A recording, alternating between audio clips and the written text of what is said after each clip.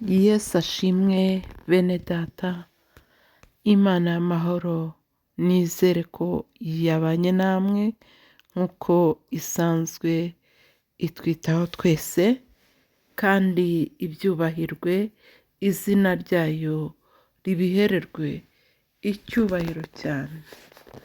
Haranditse ngo nuko nujyana ituro ryawe ku gicaniro ukahibukira mwene so ko afite icyo mupfa, usige ituro ryawe imbere y'igicaniro, ubanze ugende wikiranure na mwene so, uhereko ugaruke uture ituro ryawe. Imana yacu ihabwe icyubahiro cyane. Aha Yesu yavugaga ku bwiyunge, cyakoze hari aho usanga bikomeye kandi bigoranye, ariko Imana ni nyembabazi, kuyisaba imbabazi birashoboka. Hari abantu basenga buri munsi, hari abantu biyiriza ubusa, hari abantu batanga amaturo yabo, ariko hari umutima wuzuye inzika, umutima wuzuye ibyaha, umutima wuzuye igomwa, hari umutima wuzuye kutababarira, hari umutima wuzuye kudatanga imbabazi, hari umutima wuzuye kutabyumva na gato. Noneho uyu munsi wa karindwi uratubaza ikibazo gikomeye: ese dushobora kwegera Imana tutiyunze n'abantu? Yesu aravuga ati babanje kwiyunga, mubanze mwiyunge. Ese Yesu yarebye ko hari aho bidashoboka? Ese yarebye ko hari n'aho bishoboka? Reka igisibo kitwigishe.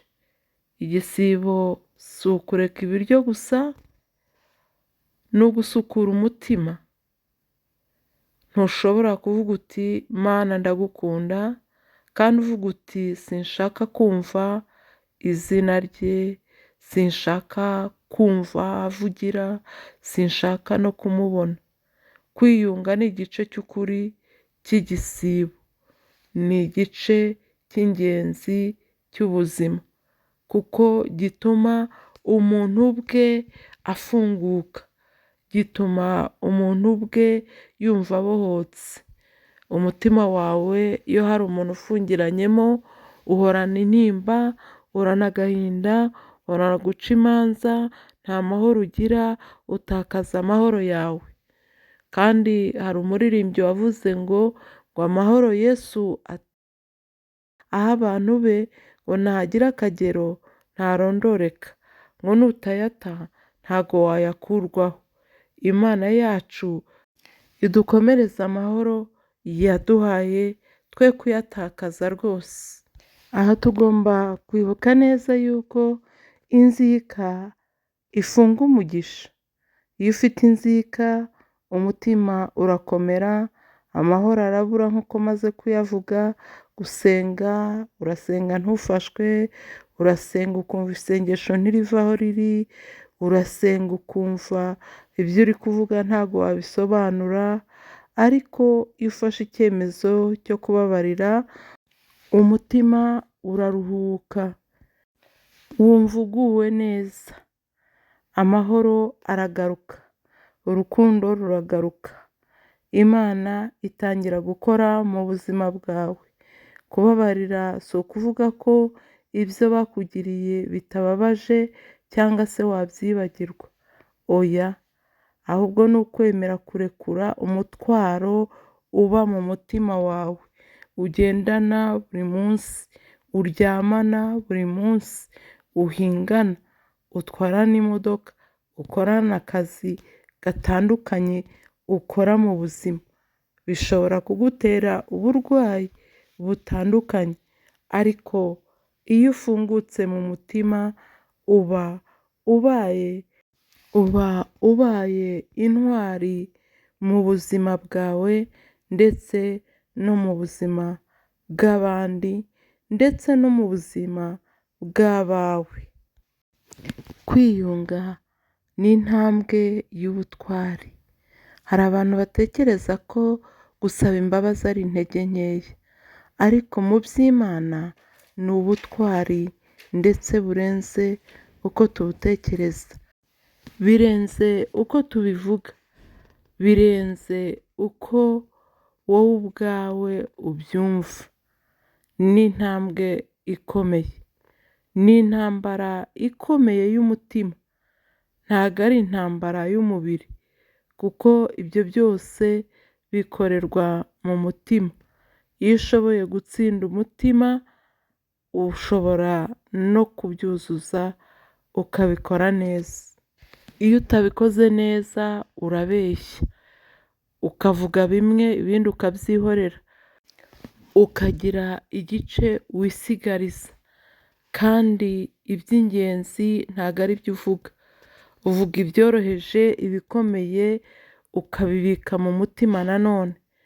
Icyo gihe ugumana inkomanga, umutima ukajya uhora ukurya, n'ubundi ntacyo uba warakoze, uba wararuhiye ubusa, kuko utatanze byose ngo bisohoke mu mutima wawe. Ugacaho agace kamwe akaba ari ko usohora, akandi ugahora ugapfukapfuka, ugatwikira, ukabungabunga.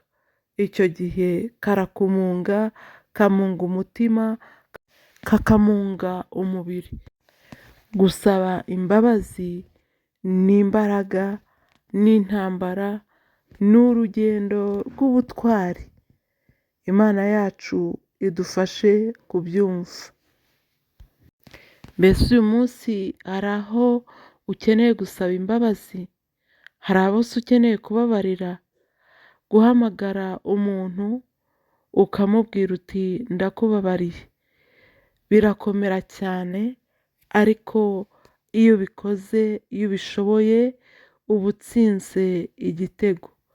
Uyu munsi rero nicyo uri kutwigisha, uri kutwigisha gutera iyo ntambwe yo kugira ubutwari bwo kubabarira no gusaba imbabazi.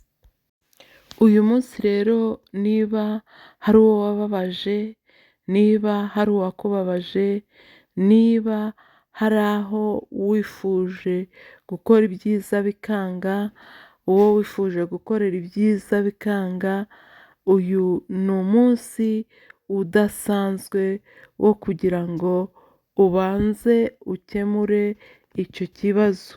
Imana nayo iragushyigikira. Ijambo ry'Imana ryavuze ngo babanze kwiyunga. Mushishimure imitima yanyu, mureke inzika, mugarure amahoro mu mutima, kuko umutima wiyunze n'abantu ni wo ushobora kunezeza Imana neza. Uyu munsi rero ni umunsi wo guhindura ibintu. Imana igufashe guhindura ibidahinduka. Imana igufashe kugira umutima wa gipfura, umutima wa kimuntu, umutima wubaha Imana, umutima wemera gushishimura ibiwuremereye byose ukabita hanze, maze ukigirira amahoro, ukisabanira n'abandi, ubuzima bwawe bukagenda neza, amaraso yawe agatembera neza, ubwonko bwawe bugakora neza, mbese Imana ikakuzamura mu rundi rwego. Imana y'amahoro ishimwe cyane. Reka dusengane Imana. Nyagasani Mwami, uri Imana nyamana, uri Imana y'amahoro, uri Imana y'ibyiringiro. Hari amahoro tujya dutakaza yo mu mutima, icyo gihe haba hari ibindi byinjiyemo bikatubuza amahoro, bikatubuza gutekereza, bikatubuza hepfo no haruguru, maze ugasanga duhora twikoreye, umutima wacu uhora wikoreye umutwaro uremereye cyane. ariko waravuze ngo yemwe abafite imitwaro iremereye ngo nimuze ngo mbature iyo mitwaro yanyu ndabaruhura. Rero Kristo ni we karuhura, kandi urushye wese uramubabarira ukamugirira neza. Niyo mpamvu tukwinginze ngo umutima wose urushye, Mwami wanjye Imana wuzuye intimba n'amaganya, Mwami wuzuye agahinda, wumva nta kindi wakora ku bantu, wumva utababarira, wumva utasaba imbabazi, reka uwo mutima Mwami ugire icyo uwukorera, uwuhindure rwose, maze abantu bawe tubeho mu bwiza bwawe, tubohowe n'amaraso yawe ndetse n'ubuntu bwawe butangaje. Urakoze cyane ko ugiye gukorera mu bantu waremye, dore hirya no hino ku isi hariho ibibazo bituma abantu bagendana abandi mu mitima, bakabafungirana mu mitima yabo, ariko Uwiteka Imana Nyiringabo, iki ni igihe cyo kongera kurekura Mwami, kugira ngo umutima nawe ubohoke kandi ugubwe neza. Ngaho dufashe rero, amaraso yawe agira icyo akora mu buzima bwacu, kandi ubutware bwawe Mwami wanjye bugira icyo buhindura. Nyemerera rero udushoboze kugenda gitware, kandi udushoboze kugenda gipfura, udushoboze kugenda gikristo, nk'abakwizeye bakakumvira. Urakoze cyane ko wumvise gusenga kwacu, ni mu izina rya Yesu Kristo Umwami niho mbyambaje nizeye. Amen, amen, amen. Murakoze cyane, amahoro y'Imana abane namwe.